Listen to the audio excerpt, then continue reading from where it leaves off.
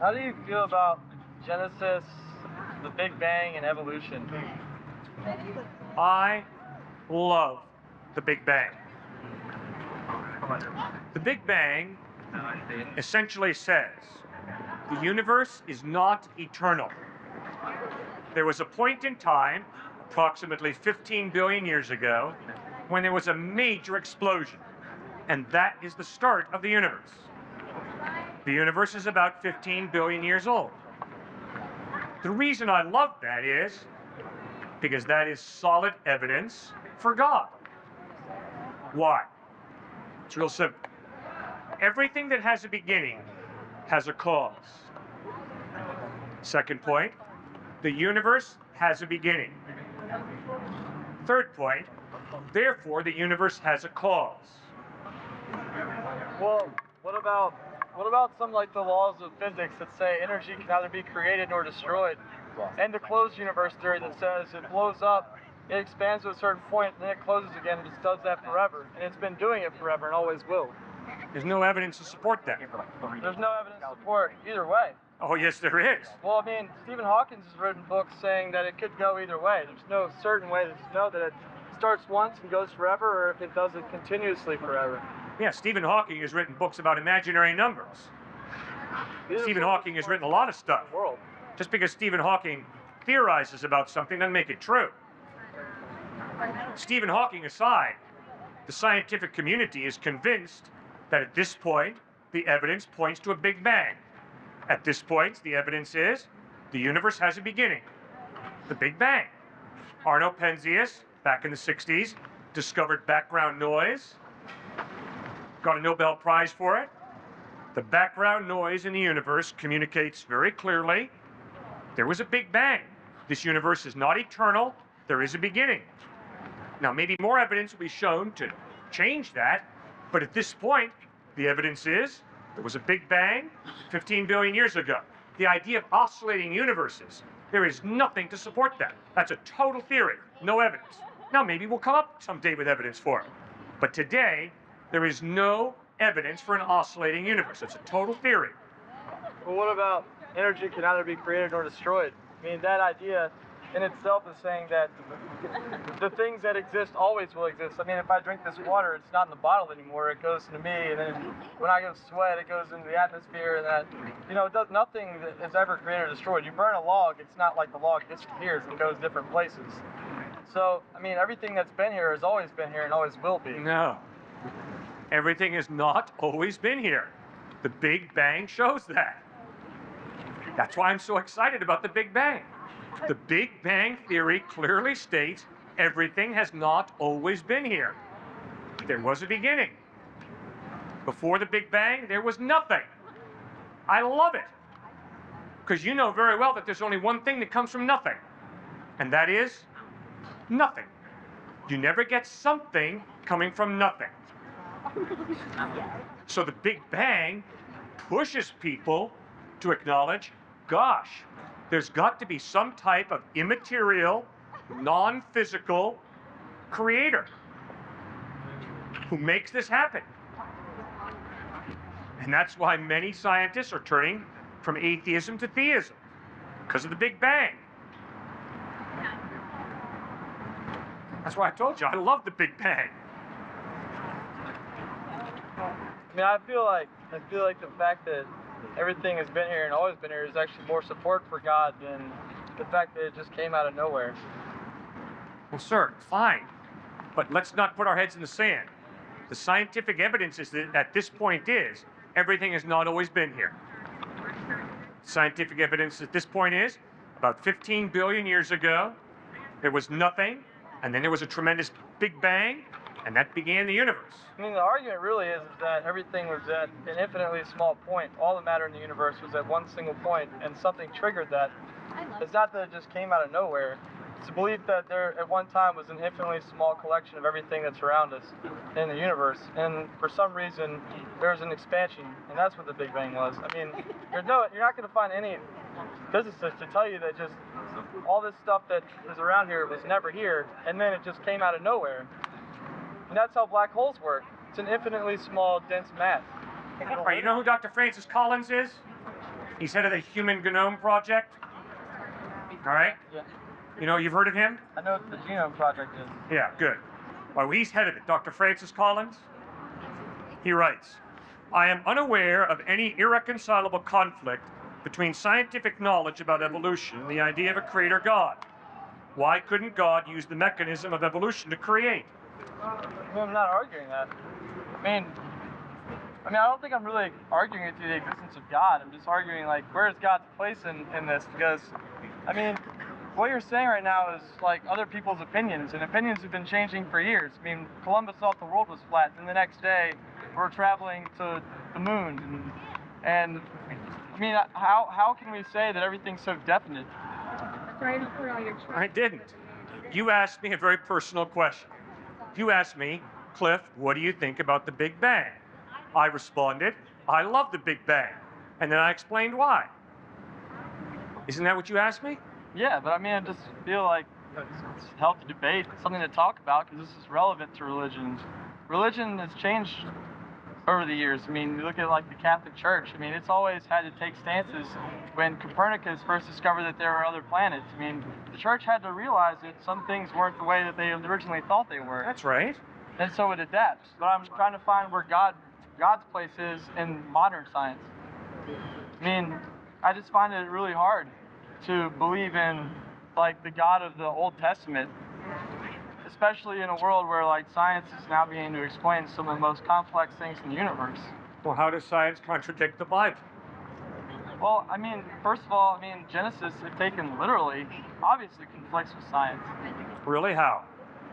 Because it says that God, if you really want to say literally, I mean, God basically created us out of dirt. I mean, evolution, technically, like, we're created out of stardust, right? But, I mean, in the way it animates it, it would be impossible for anyone to know how civilization was created. It's impossible. Sir, Genesis chapter 1 is poetry. How do you literally interpret a poem? I mean, how is it arguably a poem? There are thousands of people across this country and millions across the world that believe it literally. So what? I mean, I'm just saying, where does God fit in their lives? So it's easier. Sir, all you got to do is, you got to respect literary style. And Genesis chapter 1 is Hebrew poetry. So if you're going to interpret a poem and demand that it means 6 24-hour periods, I think you're making a mistake. Genesis 1 is not concerned with the question, how long did God take to create? It's not answering that question. I mean, technically it is. It says it took 7 days, 7 nights. Sure, there's no problem with Genesis and science. Why? Because there's no science in Genesis. Science is a study of process, how things happen. There's no study of process, no biology, no chemistry, no geology, anywhere in Genesis.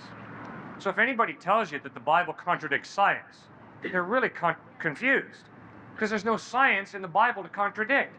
What is science? It's a study of process. How does the mechanism work? There's no chemistry, no geology, no biology, no physics anywhere in the Bible. Then why has there been so much conflict throughout history between church and science? It's real simple. I'll tell you why. You want the answer to that one? Sure. Because Christians have added to the Bible. Christians have added their own scientific view to the Bible, and then they've said, science contradicts the Bible. That's exactly what happened to Galileo. Galileo didn't contradict the Bible. He contradicted the Aristotelian scientists, who taught that the Earth was the center of the solar system. He did better science than they did. Then those rascal, tricky Aristotelian scientists went running to the church. And they said, guess what, church? There's a heretic running around out there. His name's Galileo. He contradicts the Bible. He says it's not the Earth that's the center of the solar system. He says it's the sun. And the church made the horrible mistake of siding with the Aristotelian scientists. The Bible never says that the Earth is the center of the solar system. But they added that to the Bible, persecuted Galileo. But Galileo made a tremendous statement. Galileo said, the Bible tells us how to get to God, not how the universe goes. I mean, I agree with you. I mean, I definitely agree that man has added things, but I mean, the reason I can't attend church is because I don't know where the division is and what's real and what's not, like you just said, because the church has so much power. They could, I mean, if you go to a sermon, you listen to someone else's interpretation of scripture, just like people have been doing for thousands of years. I mean, just like you said, like, so they go into this other astronomer who sides with the church, and then it becomes believed by that organization, by the church. And so, I mean, even today, like, where's that division now? A great point. Find a church where the Bible is taught, not where Republican philosophy or Democratic philosophy or a particular form of science is taught. Go to a group with a group of believers who are serious about following Christ and growing in Him. Because you need that. I need Him. Christ taught that we need each other. We can't just be islands unto ourselves. But you're right. I would not go to the majority of churches because they mishandle the scriptures. That doesn't mean they all do. And I've been invited here by some wonderful groups of Christians who I am convinced handle the scriptures very, very well. Reformed University Fellowship, InterVarsity Christian Fellowship, Every Nation Fellowship, King's Way Fellowship. These are humble people who love Christ and are seeking to get to know Him better. One standing right there on your right. Meet Raymond. All right, I've probably had enough. Thank you so much for raising those excellent issues. I appreciate it a lot. Thanks for coming down. The historical eyewitness testimony found in Matthew, Mark, Luke, and John, found in 1 Corinthians chapter 15, insists that Jesus really died. Now, the Gospel of John introduces an interesting tidbit of information.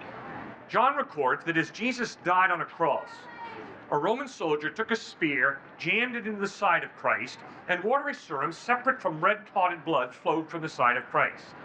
Now, medically, they didn't understand that in the first century.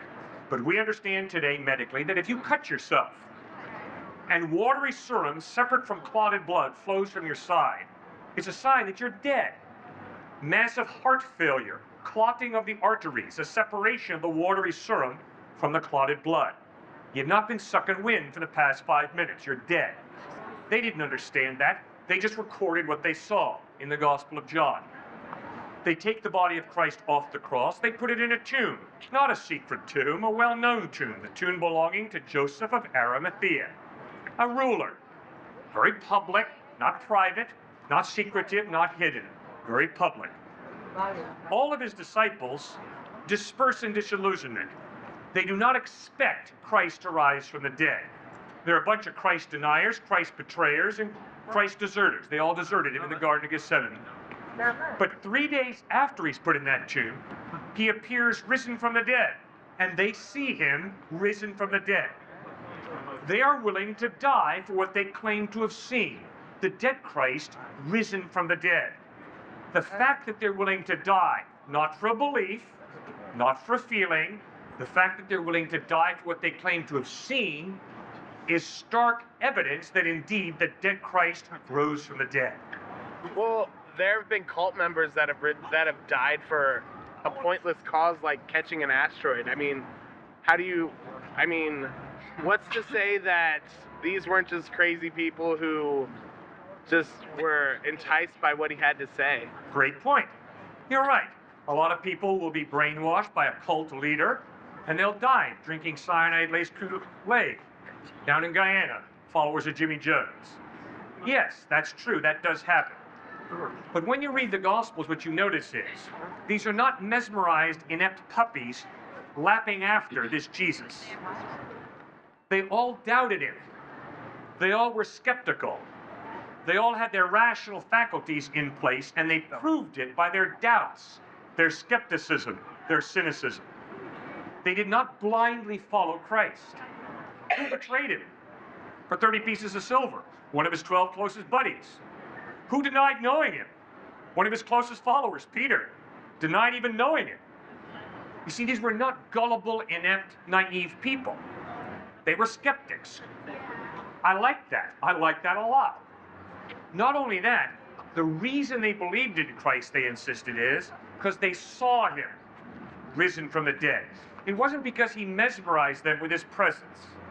It was because they saw him risen from the dead, which means if they didn't see him, they were lying when they said we saw him. And if you study psychology, you'll find out people will die for a lie, but they'll die for a lie only if they believe the lie is true. They're not going to die to cover up what they know to be a lie. Sounds to me like a lot of people don't understand maybe the fact that his body was never discovered, so that's enough of a pretense to just assume that he was reincarnated or whatever. But the ethical issue among the historical context of Christ lies more in the metaphors that go along with what he did from city to city, things of that nature. I'm sure that's all fine and dandy too, because again, that points to higher learning and enlightenment that you see through the other types of cultural deities, but there's still a sense of personal opinion and personal, I guess, shall we say, belief that doesn't mean Christ is the only answer. Assuming that there's even a problem that we need an answer to, I mean, the fact that we just died is just not acceptable to some people, so that's kind of what this is about, if I'm understanding you correctly, being out here. Yeah, death is very unacceptable. I agree. No, that's what I'm The saying. thought of your death does not thrill me in the slightest. But people can't accept that, so they take reality and they make it something more than it is. No, that's not true at all. The very real possibility that I'm going to get into a car accident motivates me to have car insurance. Okay? That's not necessarily some fear. But you're doing that. That's wisdom. I know that I might get into a car accident. I know that I might be sued, so therefore I'm going to go out and get car insurance. Using the analogy. Now, I know that I'm going to die. There's absolutely nothing wrong with me asking the question, is there any evidence that there's life after death? Right. Well, your assumption, your metaphor is weak because you're assuming that everyone knows what a car is, first of all, and some people in this world still haven't seen a car. But you're also assuming that something happens where two people collide incidentally due to factors that have to do with inertia, velocity, mass rate. I mean, what's an accident? An accident could be like a chunk of some asteroid falling on us right now. That could be an accident. There's no insurance for that. But if you want to relate that to the death, the fact that everything dies at some point because of carbon has a cycle, blah, blah, blah, biology of it, then again, you're still trying to draw facts and pull at straws to determine a scenario that you really have no control over. I celebrate life. If you cut yourself and start bleeding to death, I'm going to try and stop the bleeding. Why? Because I celebrate life. I respect your life. If there is life after death, I'm keenly interested in it for you and for myself. Jesus Christ was stone dead. He rose from the dead. He said, I am the resurrection and the life. Therefore, it'd be very wise for you and me to check him out seriously. Because if he's blowing smoke, we should reject him. But if he's speaking the truth, it'd be very wise to put our faith in him. It's not that complex. But again, you're basing it on this pretext that he resurrected. Well, that's what you got to find out. In 1 Corinthians chapter 15, verses 3 through 8, written in about 50, 51, 52 AD. We're talking about 20 years after his supposed resurrection. Paul writes, what I received, I passed on to you as of first importance, that Christ died for our sins according to the scriptures, that he was buried, that he was raised to life on the third day, that he appeared to over 500 people, most of whom are still living, who saw him risen from the dead. In other words, if you don't believe me, go out and talk to one of the other eyewitnesses. We saw this Jesus risen from the dead. That's a clear historical claim. Well, again, historical or not, I mean, 6 million some people have died after what they call the Holocaust, which is an aftermath of some horrible war, and so those people died, and there is historical evidence for that. But it's a lot harder to assume somebody actually dying and then someone actually dying and coming back when that's the whole argument that this is about. You're not saying like Jesus Christ has great things to offer and we're out here saying Jesus Christ didn't have great things to offer. You're debating a very important assumption, which is that somebody died and came back to life. Exactly. Now, again, how is it that you can spend your whole life debating this topic when you really don't know that he came back from the dead, other than what's written? Well, sir, it's real simple. All of us human beings are living for someone or something that none of us can prove is true. The materialist lives to amass material wealth and expensive toys. The hedonist lives to stimulate his nerve endings and experience pleasure. The narcissist lives for himself or herself. We as human beings all have faith. None of us can prove that what we're living for is true. I have seen, and am convinced to the root of my being, that the overwhelming evidence is that Jesus Christ is more reliable than any of the options. Now, obviously, I don't know the option you've chosen. I don't know what your faith is in. But let's be brutally honest with each other. You probably have more faith than I do, because you're living for someone or something, I don't know what it is, obviously, but something or someone you're living for that is not supported by anywhere near as much evidence as Jesus Christ is. Well, So I'm trying to challenge you, take the faith, the massive faith that you have in whatever object you've chosen to place your faith, and transfer it to Jesus Christ. Why? Because Christ is far more reliable than whatever object you've chosen to put your faith in. Yes, sir. A few weeks ago, there were a group of people who I immediately concede, I've listened to you speak before, who are probably not as intelligent as you on a lot of levels, but they believe probably a lot of the same things that you do about the Bible and, you know. Yeah. Well, anyway, one of them was claiming to me that now that he has become a Christian, he no longer sins. And he said this to me 2 consecutive days in a row. And I would bargain with you, or just say to you, that since this man has become a Christian, he has, as a result of this, failed to evaluate any longer his own behavior in any serious sense. I mean, I would tell you that Christianity to this man is a poison, because he says to himself, I'm not sinning anymore because I'm a Christian. Now, he might say, now, if I did sin, that would mean that there's something utterly flawed about my relationship with Jesus Christ. But I mean, I think it's good for some people to the respect that it can improve their relationships with other people and their ability to manage their life on this earth. But for others, it causes amazing amounts of cognitive dissonance and confusion. And I would just throw that out at you, I guess. You bet. I agree with you. If someone accepts Christ and then says, I never sin, they're in la la land. Yeah. They're taking a major fantasy trip. But But guess what? I think that there's some atheists and agnostics who insist I never sin. I'm a good old boy. You know the good old boy club in Virginia, don't you? yeah, they're Christians. Oh, they're not just Christians. They're also agnostics and atheists. They're good old boys. Now, the good old boys club, we never sin. We're good people. You know, the sinners are on the 6 o'clock news. They're the murderers and the rapists. Well, I don't murder, I don't rape, I'm not a sinner. So there are plenty of people, both Christian, atheist, agnostic, who take that position. Right. But I think that you're absolutely correct when you point out that's ludicrous. But We all are sinners. But moreover, he is inspired. And I know that you can say, like, you could tell me, oh, all have fallen short of the kingdom of God. But he doesn't. His ability to selectively pull things from the book is always there. I mean, and you can always do that. He would find John whatever, then just keep saying that for whatever objection someone had to his worldview. And because of that, you know, I would recommend to you a guy named Sam Harris. He wrote a book called The End of Faith, and he takes a very honest and fearless look at how religious beliefs of all calibers are causing massive amounts of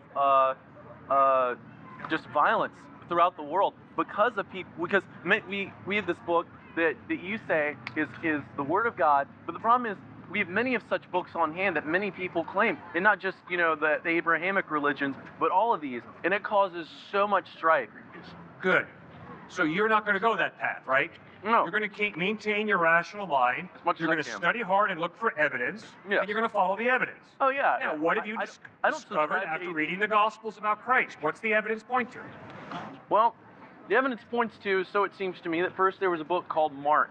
And Mark, it was a book that traditionally we know was, you know, or the story is that it was that Peter was accounting it to Mark. But through all accounts, all these stories, you could probably preach or communicate basically everything said in all 4 Gospels in about 2 hours. They tend to overlap. The Gospels also claim at another point that the accounts of all the great things that Jesus did could fill book after book after book after book. Because they tend to overlap, it makes a lot of sense to me that the book is a work of fiction. It's meant to inspire. Also, the similarities of Christ's life to an Egyptian god called Osiris. Also, the similarities of a series of commandments in the Egyptian Book of the Dead to the Hebrew 10 Commandments, also present in the Bible. This looks like it's syncretism, which means that the book's not infallible, because theoretically the people who believe these other things went to hell. I mean, it's false. Sir, just the fact that they're overlapping in the Gospels says nothing about their lack of historicity. All right. In fact, I'm glad that there's overlapping. It does say something about historicity, because the story of Osiris predates the story of Christ. And to the extent that the Egyptian Book of the Dead is Well, number one, the commandments slightly vary, but they still bear similarities, like you're not supposed to commit adultery or, you know, all that jazz. I mean, that's... So what that there are ethical similarities between Siddhartha Gautama Buddha, the avatars of Hinduism, and Jesus? All that points to is human beings have a conscience. And similar And ethical with our impulses. consciences, we can understand some real moral absolutes. Yes, which exist. So there's no contradiction there at all, in the slightest. Well, And Osiris, there's absolutely no strong historical parallel between Osiris and Jesus Christ. Come on. Osiris is not communicated as an historical person. Jesus Christ is communicated as an historical person. You've got Egyptian mythology on one hand. You've got these historical claims of the Gospels that Jesus really walked, talked, taught, healed, died, rose from the dead. There's a qualitative difference between Osiris and Jesus of Nazareth. It's not like sometime in the 3rd century someone realized, the thing is, I think it was communicated as an historical basis, at least, you know, in people who weren't really examining him. It's not like someone in the 3rd century said, oh, wait, that big bearded guy in the sky, that wasn't Zeus, that was God, or that was Elohim. That's not how it works. It's simply a renaming of something very similar. And to that level, I think that you need to realize that the people of that era really, really seriously did believe in Osiris. I mean, that meant a lot to those people. Yes. I would bargain just as much as Jesus means to you. Yes? So what? So it is historical. It's something that they take... No. Oh, yeah. Osiris is not himself an historical person. Jesus of Nazareth is. Krishna is not an historical person. Jesus Christ is. It doesn't matter.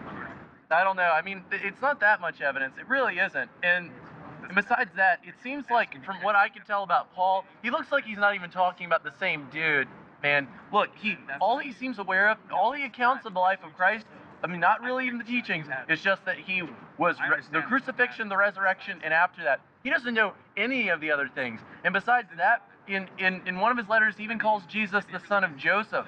That I don't even think he's talking about the same guy to some degree. You have got to be kidding me.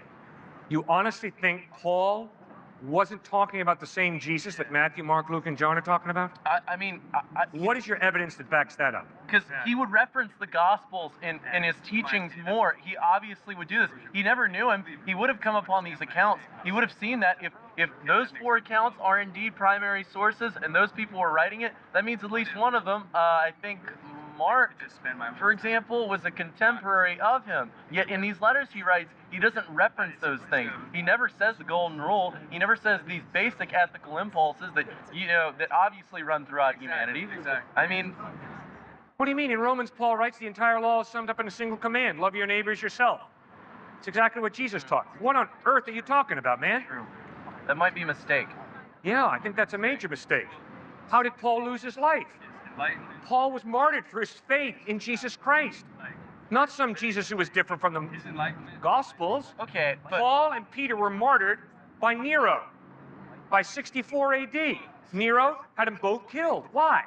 Because they both insisted Jesus is Lord. They died for Christ. Like the universe, like we're looking. What on earth have you been taught? The light is technically. well, I might be wrong about that, but he doesn't talk about a lot of he doesn't talk about the story of Christ's life up until that point. He may have been communicating those basic commandments that he talks about. I'm wrong on that, and I will concede that. I have no doubt you understand and know that book better than I do. However, I think that you're putting yourself in a place of trusting it to such a degree that it really even fails to really evaluate the book itself, or understand even the context in which it was written. I evaluate the book all the time. I evaluate the Bible all the time. I have tests that I use to determine historicity. And the Gospels pass those tests with flying colors. 77% think it's very important that our president is very, very religious. Okay, these precepts are actually cause that. Most people are highly distrustful of atheists.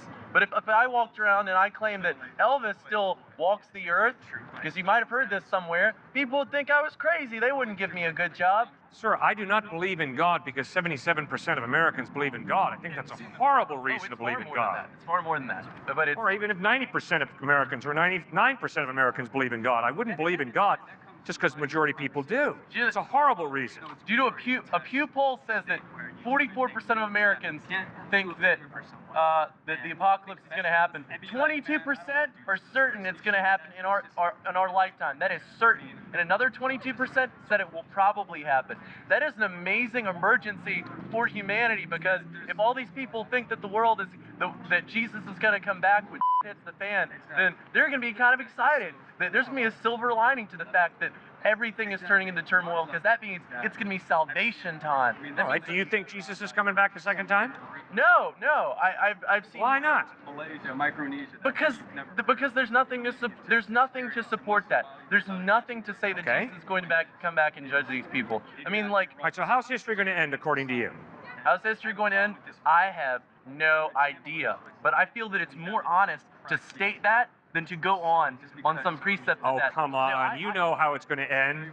No, I really don't. Yes, you do. You believe it's going to end by natural causes, don't you? Well, I mean, to the extent that what you're talking about is a part of the world, even that would be a natural cause. I mean, I'm not saying. Don't you believe that history is going to end when either we blow ourselves to bits, or the sun burns out, or we run out of resources? Probably. Okay. That seems more likely. Right. So you're a naturalist, a materialist. You're talking about materialist as in someone who works with things that are accessible to the senses, then I will concede to you that I'm a materialist. Right. That's all I meant. I don't think it's it's obviously causing so much confusion to accept things or to believe in things that cannot be observed in our day-to-day lives. Why would you accept something that you cannot observe and calculate in your life? Have you not seen in your day-to-day life, as from the Bible, that treating others as you would like to be treated is an ethical precept that drives your life and provides order and compassion to humanity? That is something that we can all observe. But when you're talking about the apocalypse, that only spreads paranoia about religious groups. It spreads paranoia about ethnic groups, that people divine out of religious groups. It is amazingly destructive. I'd say that if the apocalypse does happen in the way that you say it will be a self-fulfilling prophecy out of the superstitions and hysteria of the masses. Right. All right. But if your worldview is true, that there is no God, and that eventually the solar system's going to unwind and the sun's going to burn out and we're all going to freeze to death, Maybe. then do you have any hope for the future? Oh, well, I mean, certainly I have faith to the degree that I believe that there is, as you do, I'm sure, that there's an objective reality that we all live in that can be measured. This is an item of faith that comes from Descartes. And of course, even Christianity holds it, because you guys don't imagine that you're living in a dream and you're making all this up. Certainly, I exist along faith at a certain point, but it doesn't seem to have, it isn't as complicated, and moreover, it doesn't rely on things that I can't observe every day. Many of the things that book reckons with can be observed, like its statements about its parables, about how people function and how they work. You can learn a lot about people and compassion by looking at the moods of Christ, but rather I don't think it's very important, even essentially important, that those things ever really happen. Yeah, but what is love and compassion? If there is no God, it's simply a biochemical reaction. Is that such a diss? Well, yeah, if love is just a biochemical reaction, then it means it's not a free decision of the will. It's something you have to do because it's biologically determined. So she doesn't love you, you just excite her sex glands. Mom and dad don't really love you. Instead, they have a drive to preserve the genetic pool. You're part of the genetic pool, so they take care of you. That's all there is. So don't talk to me about compassion. It doesn't exist. That's a mirage. That's an illusion. Instead, they're biochemical reactions that we all have. That's all there is to reality. So face reality as you describe it, as you believe it. And my point is, on an everyday experiential level, I experience love and compassion. Not simply as a biological drive, not simply as a sex drive or a drive to preserve the genetic pool, but as an innate ability to genuinely care, freely care for someone else. see things as they are from my perspective, and I can't interpret things in a literal sense. I can't take something like an absolute truth and make it absolute right in front of me. It doesn't work. All right, let me ask you. What's your explanation? When you take an exam here at this fine university, and the professor marks some of your answers wrong, let's say your professor flunks you, do you go back with the exam and say, Professor, that was my perspective, and my perspective is just as legitimate as yours. How dare you mark my exam wrong? It's still on a I mean, I can still understand how, you know. If you have a legitimate argument, right. But are you able to say at this university, truth does not exist, it's all relative, therefore I get an A on every test regardless of what I answer? Because truth is relative, it's just a perspective. Are you allowed to do that here? You've got to face logical consequences of your beliefs. If you believe that everything is relative, why study to understand better what's relative? If everything's relative, why not become Hitler? Why not become Mother Teresa? Does it matter? No, it doesn't matter. I think you're missing some major points. I mean, there are certain foundations, like for example, existence itself, life, living.